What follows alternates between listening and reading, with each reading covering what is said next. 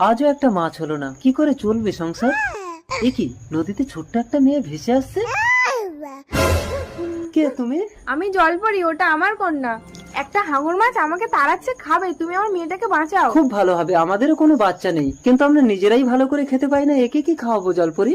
ওকে আমি জাদু শক্তি দিয়েছি, তোমাদের উন্নতি হবে। আচ্ছা। তবে একটা কথা মনে রেখো, ওর চোখের জল যদি কোনোদিন মাটিতে পড়ে তাহলে কিন্তু মহাপ্রলয় হয়ে যাবে। ঠিক আছে জলপরি। দাঁড়াও, ওর যখন 16 বছর বয়স হবে তখন ওকে এই জলেই দিয়ে যাবে। আচ্ছা।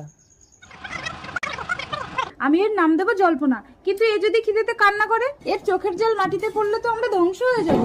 তুমি ওকে দুধ দাও। আমি তো বাঝা, আমার তো বাচ্চা হয়নি, আমার দুধ হবে কি করে? ঠিক আছে, দাঁড়াও, আমি দুধ আনছি। চুপ কর, বলিস না। এখনো আসছে না কেন? মা, এই নাও দুধ। এ তো আশ্চর্য জাদু বাচ্চা, বাছা মেয়ের দুধ হচ্ছে।